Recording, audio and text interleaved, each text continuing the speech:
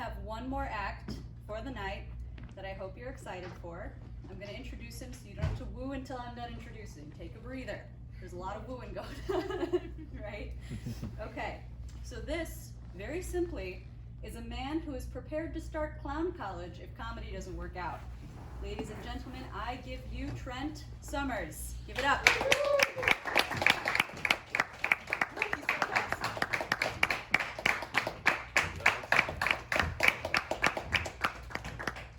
The clown college thing really isn't a joke.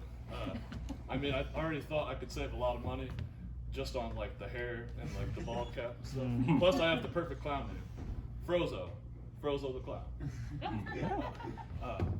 I like to identify myself as a small giant. I prefer that to the alternative, large human. And I know I'm a large human just because when I walk down the hallway, for some people, for whatever reason, feel the need to hug up against the wall like I'm like 8 feet wide or something. I mean, literally, I've had times on the elevator where I'm just on there by myself and people are like, we'll get the next one. But you know, the worst part about being large, the thing that I notice is like the worst moment to be large is to approach any table of people. Just in general, it's like I'm already so big. When I come up to any table of people, whether they're eating or whatever, it's like I get a look. Like everybody tenses up and they look at me and they're like, "Are we about to be thrown out of here? like what's going on?" Like, they just always think I'm part of security. So, being a large human, you know, it's gotten better as an adult. But when I was a kid, that's when it was the worst. Because let's just say most kids eat for Denny's at free on Saturday night. But when you're 5'4" at 10 years old, you actually have to convince them that you're a kid. And you know, bringing a birth certificate everywhere to go eat was a hassle. Let's just put it that way. You know, I've always been a terrible liar my whole life, but it's good because it keeps me honest. But you know, sometimes I'm too honest. But the day that I knew for sure I could not lie, I was in Spanish class in high school, and we had a teacher who was a real idiota, if you know what I mean. And you know, looking back on it now, maybe she wasn't stupid. Like maybe she really was just like deaf, or like, you know, like a little blind, because she couldn't help any of the kids. Like basically the first 3 rows were the only kids who got any help in the class, and everyone else, it's just like you couldn't see them, couldn't get her any help at all. And one day, one of my friends was like really trying to get help, like, Senora Peyton, you know, ayúdame. But of course, you know, she didn't see him, and she's just sitting there, you know, writing. And he's frustrated. He looked at me, and you know, I'll give her the benefit of the doubt that day. Class was really loud, you know, and it's like rambunctious. So, you know, he was saying it as loud as he could. He looked at me and he's like, "Trent, like, why can't she hear me?" And I said, "She can't hear you because she's stupid." And then, you know how sometimes you say something and for whatever reason, all the conversation in the class just stopped? And everyone looked at me, and like the teacher who's all of a sudden is like looking at me with hatred, like I thought she was about to kill me or something. And everybody's looking at me, I didn't know what to say. And I was like, I wasn't talking about you. I was talking about someone else. And everyone laughed like that, and it saved me from trouble, but I knew that day that I was like, oh, I'm a terrible liar, and I'm just never gonna do that. Speaking of which, I lied for the first time a few weeks ago in several years, and it was actually really bad. I lied to a woman about my age. I'd met this girl and we went out on a date, and you know, things were going real well. She looked really cute, and then all of a sudden she said, so, hey, I'm 39, how old are you? And I got really nervous because I was like, this is the oldest woman I've ever been on a date with. And so, you know, I lied and I said, I'm 28 years old. Now, if you know me, you'd know that I'm 27 years old. So for whatever reason, in my head, I thought that I needed to lie by 1 year. Like that was gonna make the difference. And you know, I think karma like gave me that response, because she was immediately like, wow, that's amazing. Like I totally thought you were in your mid-30s. And I was like, ooh. But no, the worst part was like, she actually said this. She was like, I mean, you know, like all the Captain Planet references and Angry Beavers, and then this whole thing you got going on up here, it's just not doing you any favors. So I felt like I got my reward for that. And in case you're wondering, we did end up having a romantic encounter, and my whole time I'm just thinking like, did that 1 year make the difference? I keep thinking that in my head. Like I'm still messing with it. Let's see here. Something I have noticed, if you have anything important you want to tell your parents, you definitely want to tell them before you tell them you're becoming a comedian.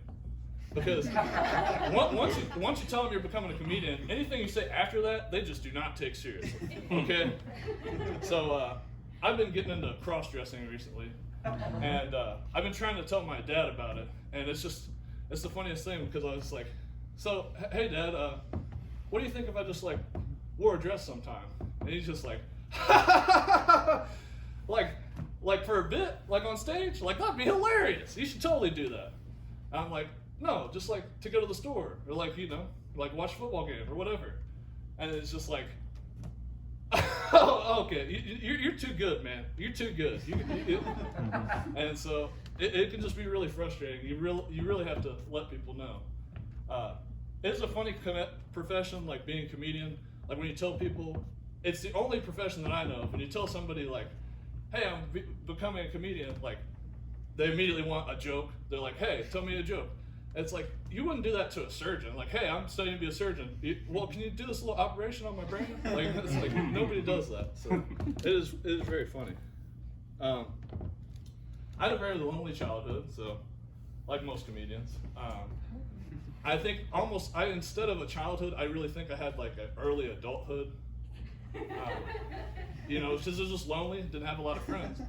This year now, it's like I really am coming to my own. I have more friends than I've had in years, and I really feel like I'm finally living out that childhood. So like you can see by my shirt, I'm in my golf phase right now. And no, it's really fun. Like I've started skateboarding recently, and they say a picture's worth 1,000 words. Well, it's like, oh wow. And I just say that's and you can see this a little bit.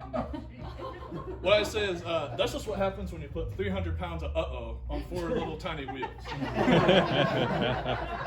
Because the worst part is like it looks like I did something cool. This is literally just trying to ride the board. But no, it's fun. It's fun because now I am so large. I know I'm a large human because I can't fit on any roller coasters anymore. So I really wish I had a time machine. Go back to my 10-year-old self and be like, enjoy it. It's all you have. Like it's like if I had known that was gonna be the last time I could fit on roller coasters, I really would have enjoyed it more. So skateboarding is like the only thrill I can feel that's like anything close to that anymore. So I've been enjoying that. I just think it's like proof your tastes evolve. Like as you get older, I've noticed it's like when I was a kid and somebody asked me, what was your superpower? If you could have one superpower, what would it be? I'd probably say like, invisibility, like to fly. And now like somebody asked me that, I think of something like more practical. Like if I could have one superpower right now, it'd be so that like at any moment I wanted to, I could just like turn the tip of my tongue into like a toothpick. So I could just like get the food out of the inside of my house. Like it's just like that's and it could be helpful too. Like like if I wanted to eat some cheese cubes or like like tiny hors d'oeuvres, I could like it'd just be convenient. That's all it is. It's like wasn't really much of a power, but it'd have its uses. In a fight, I could like I'd go for a little tongue sword. I think something about becoming a superhero. What is every great I think maybe in myself I might be a superhero, and the only reason I think that is because I have what every superhero needs: an origin story, right? And I have a doozy of one. It was the spring of '94. It was a 10-month pregnancy actually, so I was in the womb one month extra, and actually because I was in the womb so long, my bowels had fully developed in my stomach. So I actually took my first shit before I took my first breath, which I think is pretty cool. Like that's gotta be like a Guinness World Record or something. Like how many people can really say that? And then once I was finally birthed, instead of like taking a first breath of air, I swallowed my own shit. Mm-hmm. And then I immediately had to be rushed into the ICU, and which I imagine was a great sight. Like, I think the hospital owes me some money because I know I sold some beds. I don't know if you know anything about prenatal ICUs, but it's mostly premature babies. Some that are like, you know, fit in the size palm of your hand. Well, I was 24 inches and 10 pounds. So you can imagine what sight that would be, where you got this giant baby and next to it is like maybe a 10-inch, 2.4-pound baby. So I think a lot of parents are like, this hospital knows what they're doing. Like, we have some hope here. But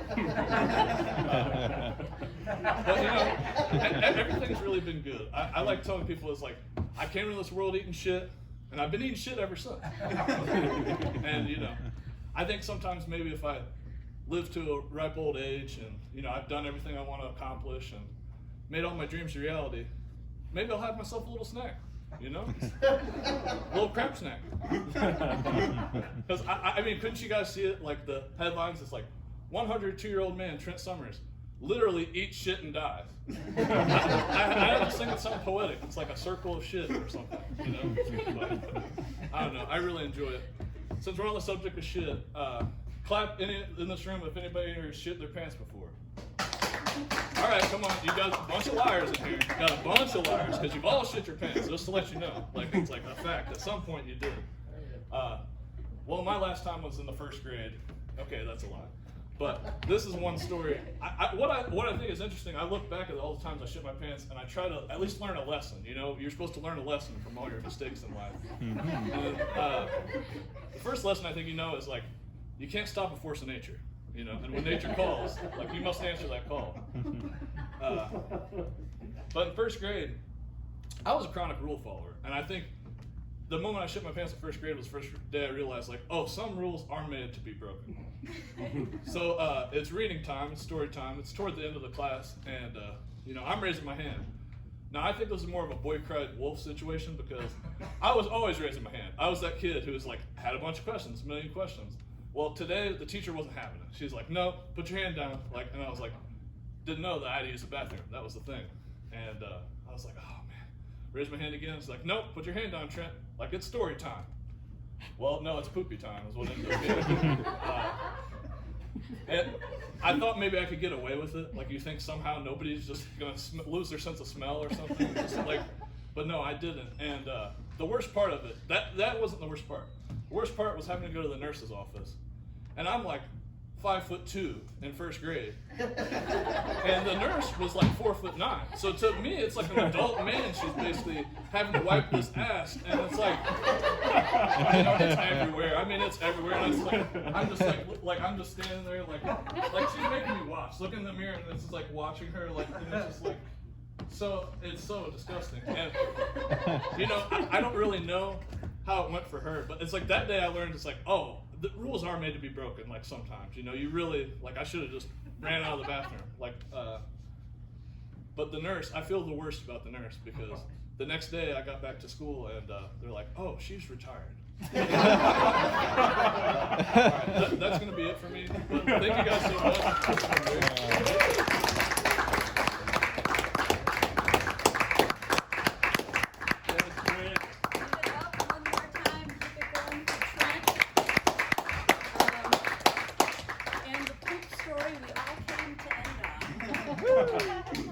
If you want more poop stories or just more Trent, you can check him out at Trent Stand Up on YouTube, Twitter, Instagram, and Snapchat, Trent Summers on Facebook, and you can see the real deal at open mic nights at Bear's Place on Wednesdays at 8.